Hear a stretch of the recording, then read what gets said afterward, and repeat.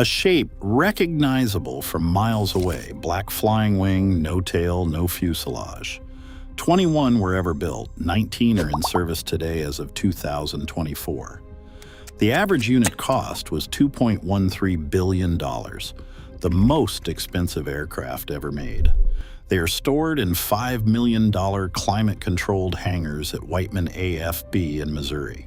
Behind the most advanced bomber on Earth sits a story that starts in 1942, a design Jack Northrop drew before jet engines existed, a Soviet physicist whose book the Russians released because they thought it was useless, and a microwave the pilots used to heat their dinner over Iran. Jack Northrop's vision for a tailless flying wing began to take shape in the early 1940s, long before jet engines or stealth were even imagined.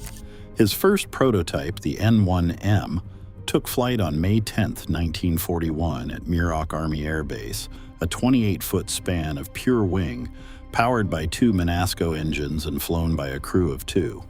Over the next months, Northrop's team built 3 of these experimental aircraft.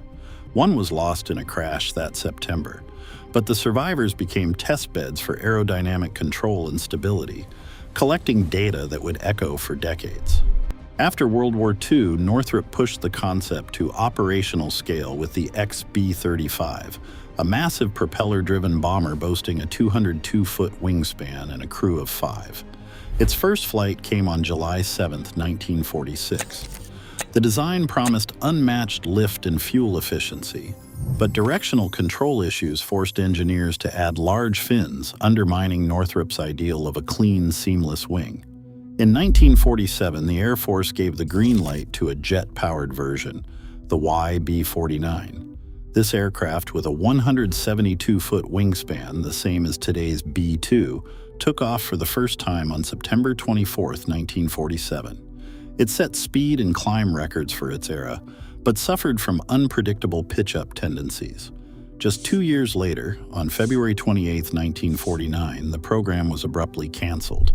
The official reason cited maintenance complexity and concerns about jet reliability, but Northrop himself believed the decision was driven by politics and rival defense contractors. The flying wing was grounded, and Northrop's dream seemed finished. He died in 1981, never seeing his pure wing concept reborn as the world's most advanced stealth bomber.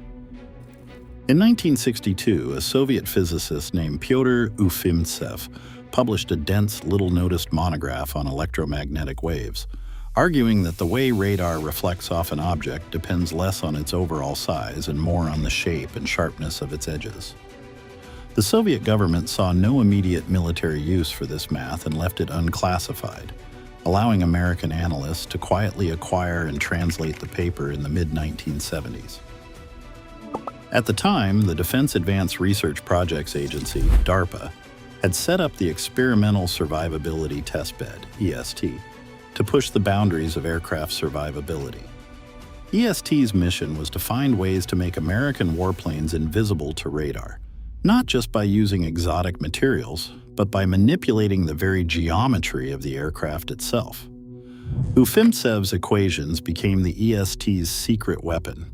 By 1975, the translated monograph was circulating among Lockheed, Northrop, and Boeing engineers who began using edge wave theory to predict and minimize radar cross-section on paper before building anything in metal. The result was HAV Blue, a squat, angular demonstrator that first flew in 1979. For the first time, a plane's shape, not just its coatings, could make it nearly vanish from radar. The flying wing, once rejected for its instability, suddenly had a new purpose: stealth by design, not by accident. In 1977, President Jimmy Carter stunned the defense world by canceling the B-1A bomber program. On the surface, the official line was cost and vulnerability, but behind closed doors, Carter had already been briefed on the classified advanced technology bomber, what would become the B-2. Redirecting funds from the B-1A, the administration gambled on a new kind of bomber that promised radar invisibility, but at a price few could have predicted. Initial plans called for 132 B-2s, enough to replace the entire strategic bomber fleet. But as costs spiraled, driven by unprecedented research, exotic materials, and a sprawling network of 6,000 suppliers, Congress grew wary. By the late 1980s, the General Accounting Office and Rand Corporation published audits warning that the average unit cost was approaching $2 billion, with lifetime support adding billions more. The Cold War's end delivered the final blow.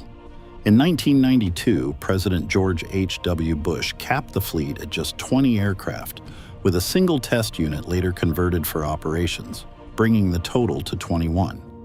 The result was the world's rarest and most expensive aircraft, born from a policy gamble and a cost spiral that no one could fully control.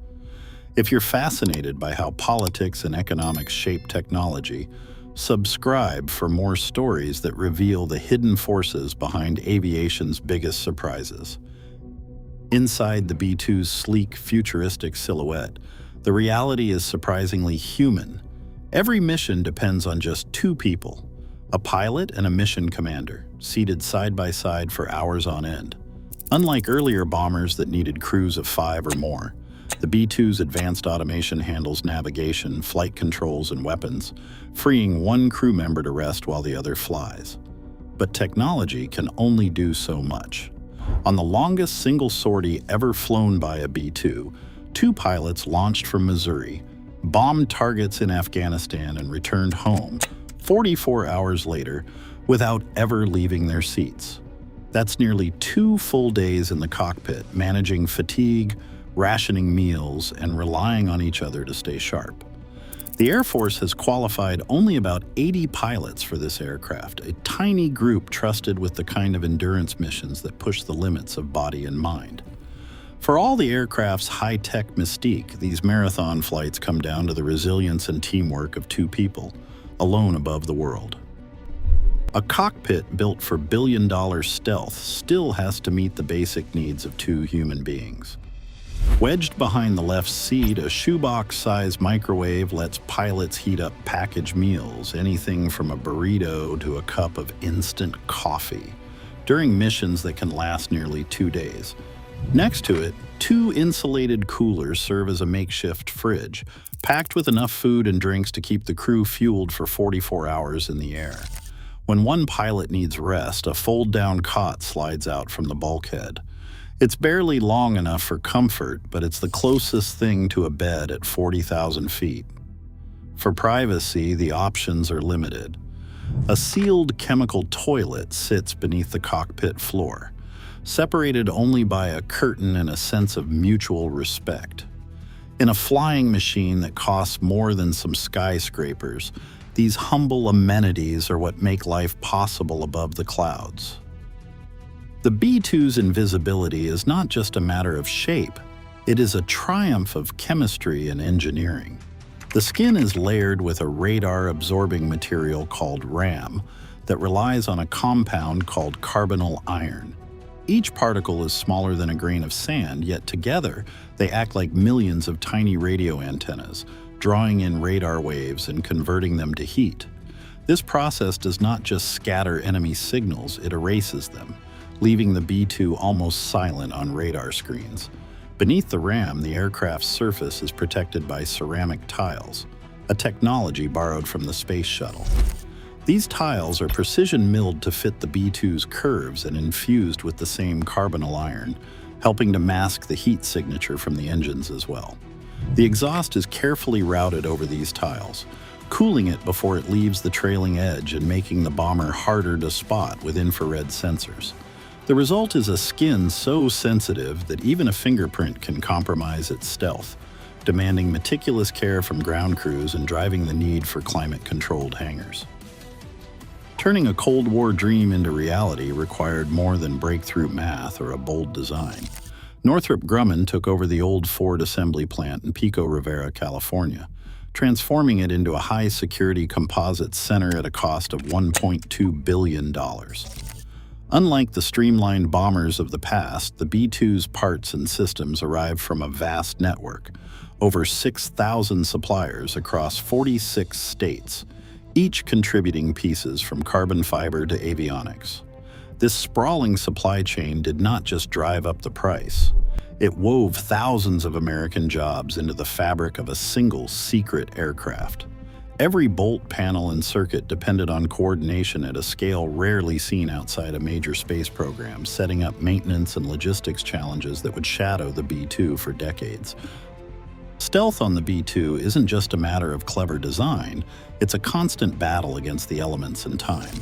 Each aircraft relies on a network of climate-controlled hangars, not just at Whiteman Air Force Base in Missouri, but also at Diego Garcia in the Indian Ocean, at Andersen Air Force Base in Guam, and at RAF Fairford in the UK.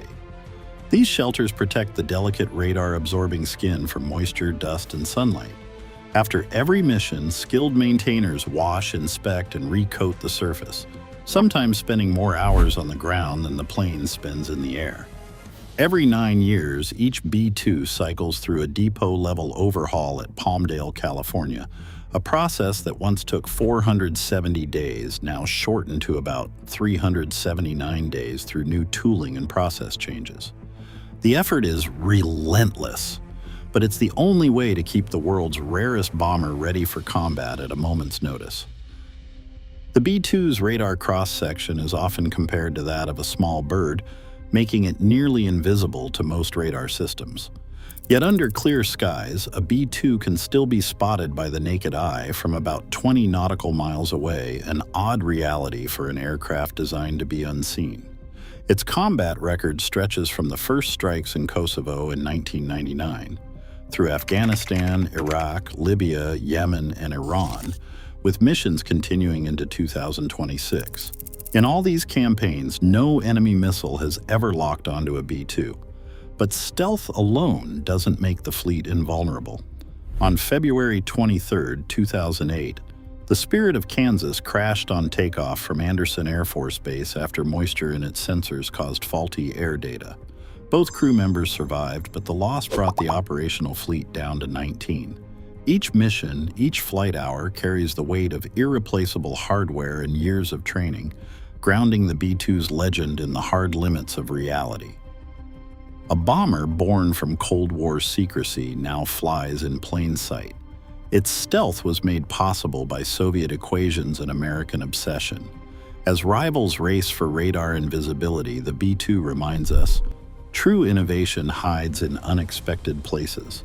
What detail surprised you most? Drop your thoughts in the comments.